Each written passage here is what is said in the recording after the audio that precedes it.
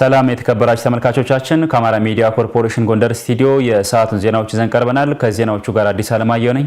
አብራችሁን ቆዩ። ማህበረሰቡ ከሀገር መከላከያ ሰራዊት ጋር ያለውን ጥብቅ ትስስር በማጠናከር ሰላምን በዘላቂነት ማረጋገጥ እንዳለበት በምክትል ርዕሰ መስተዳድር ማዕረግ የአስተዳደር ጉዳዮች ዘርፍ አስተባባሪ ዶክተር አማኑኤል ፈረዳ አሳሰቡ። በወቅታዊ ጉዳዮች ዙሪያ ያተኮረ ህዝባዊ ውይይት በወልቃይት ጠገዴ ሰቲት ሁመራ ዞን ሁመራ ከተማ ተካሂዷል። አምሳላ ሞኝ እንደሚከተል ያቀርበዋል።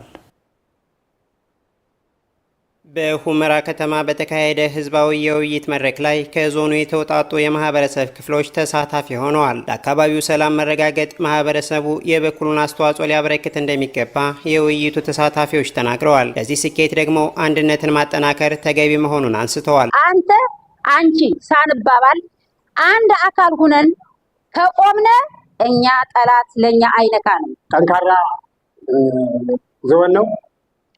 ይብንም ወረዳችንን ቢሆን ጠንካሮች ናቸው። በእነሱ ጥንክርና ብዙዎቹን እያየናል። ለውጡ በጣም ለውጡን የተቀበለ በለውጡ የተጉ ህይወታቸውን ለህዝብ የሰጡ አመራር አሉ። በጣም ነው የምናመሰግናቸው። ህብረተሰቡ ያገኘውን ነጻነት ማስቀጠል እንዳለበት ያሳሰቡት ደግሞ የወልቃይት ጠገዴ ሰቲት ሁመራ ዞን ምክትል አስተዳዳሪና የሰላምና ጸጥታ መምሪያ ኃላፊ ኮሎኔል ደመቀ ዘውዱ ናቸው። የዞኑን ሰላም ለማጽናት በጋራ መስራት አስፈላጊ መሆኑንም አመላክተዋል። ፍጹም ሰላም እንዲሆን አገር ሰላም፣ ፍጹም ሰላም እንዲሆን ሁላችን በጋራ መታገል ይቻላል።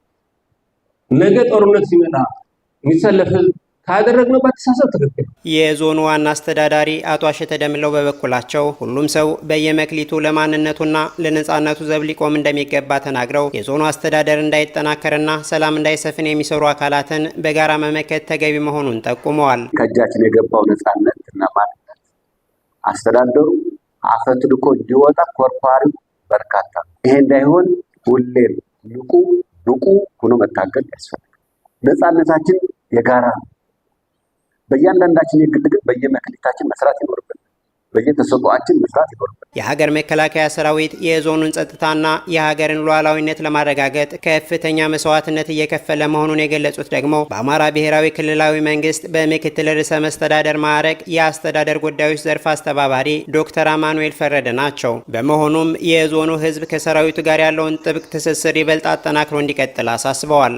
እዚህ አካባቢ ተሰማርቶ ሌት ተቀን ህዝቡን ለመጠበቅ እየተንከራተተ ያለው ሰራዊት የሚያስፈልገውን ድጋፍ እያደረጋችሁ አብራችሁ ልትንከባከቡትና ልትጠብቁት የሚገባ ሰራዊት ነው። ለወልቃይት ምድር ሲዋጋ ኖቶን ለወልቃይት ይቻላል ለኢትዮጵያ ሲዋጋ እዚህ በረሃ እየቀለጠ ያለው እና ምንድን ደግፋችሁ ብሎ በየአካባቢው እጅና ጓንቱ መስራት ያስፈልጋል። በመድረኩ ማጠቃለያ ላይም ሰላምን በዘላቂነት ለማረጋገጥ ሁሉን አቀፍ ትብብርን ማጠናከር ወሳኝ መሆኑ አጽንኦት ተሰጥቶበታል።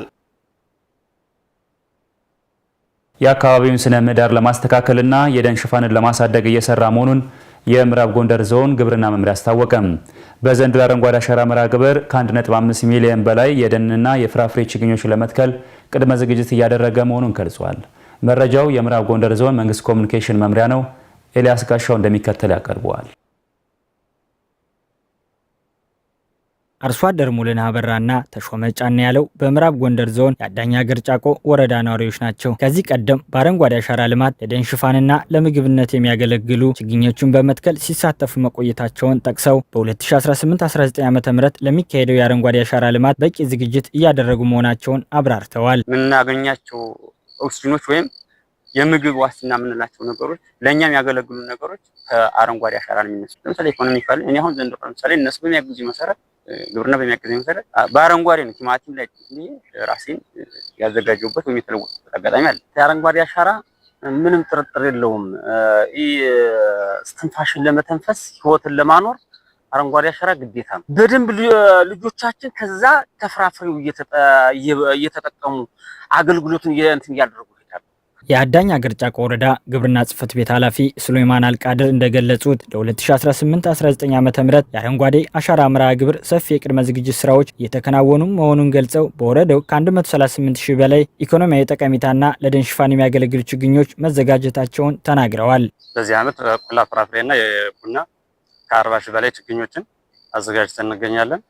እንዲሁም በደን ችግኞች ከ97,000 በላይ ችግኞችን አዘጋጅተናል። አጠቃላይ እንደወረዳ 138 ሺህ በላይ ችግኞች ተዘጋጅተው ይገኛሉ ማለት ነው። የምዕራብ ጎንደር ዞን ምክትል አስተዳዳሪና የግብርና መምሪያ ኃላፊ አንዳርጌ ጌጡ የአረንጓዴ አሻራ ልማት የምግብ ሉዓላዊነትን ለማረጋገጥና የአየር ንብረትን መዛባት ለማስተካከል አይነተኛ ሚና እንዳለው አብራርተዋል። እንደሚታወቀው እንግዲህ የአረንጓዴ አሻራ ፕሮግራም የዛፍ መትከል ብቻ አይደለም፣ አጠቃላይ የምግብ ሉዓላዊነትን የማረጋገጥ የሀገርን የገጽታ ግንባታ ከፍ የማድረግ እና አሁን እየደረሰ ያለውን የአየር ንብረት መዛባት ሊያክምና ሊያስተካክል የሚችል የተፈጥሮ ሚዛን እንዲጠብቅ የሚችል ስራ በመስራት ማሻገር ነው ማለት ነው። የአካባቢውን ስነ ምህዳር ለማስጠበቅና የአየር ንብረትን ለማስተካከል ባለፈው ዓመት የተተከሉ የፍራፍሬና የደን ችግኞች የጽድቀት መጠናቸው ከፍተኛ መሆኑን ኃላፊው ተናግረዋል።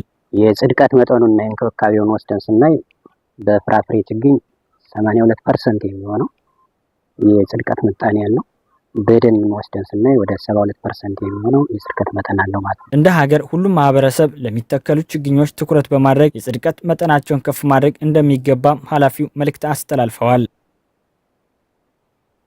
በማዕከላዊ ጎንደር ዞን በክረምት በጎ ፈቃድ አገልግሎት ከ1 ሚሊዮን በላይ ዜጎች ተጠቃሚ እንደሚሆኑ የዞኑ ሴቶች ህጻናትና ማህበራዊ ጉዳይ መምሪያ አስታወቀም። በክረምት በጎ ፈቃድ አገልግሎቱ የአቅመ ደካሞችን ቤት ማደስና ሌሎች ተግባሮችም እንደሚከናወኑ ተገልጿል። ደስታ ካሳ ተጨማሪ ዘገባ ይዟል።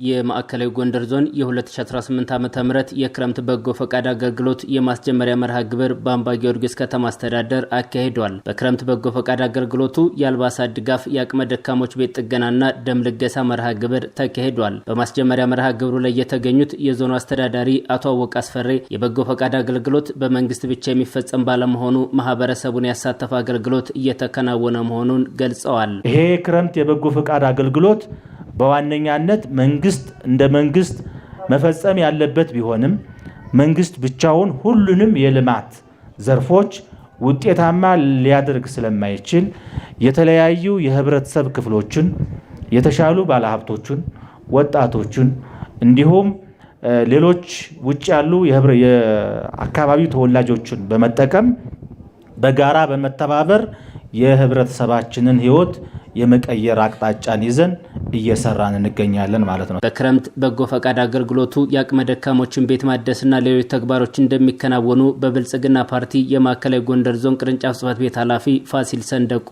ተናግረዋል። የአቅመ ደካሞችን ቤት አፍርሰን መስራት መቻል አለብን ብለን ዛሬ አፍርሰን የማስጀመር ስራውን እያከናወነ ያለ ነው። ሁለተኛው ደም ልገሳ ፕሮግራም ነው። የደም ልገሳ ፕሮግራሙ ያው እንደምታዩት በስፋት በንቅናቄ እየተጀመረ እየተካሄደ ያለበት ሁኔታ ነው ያለው። ሶስተኛው አልባሳትና የቤት ቁሳቁስ እነሱን አሰባስበን አደራጅተን ለአቅመ ደካማ ወገኖች ዛሬ ርክክብ ያደረግንበት ወቅት ነው የነበረው።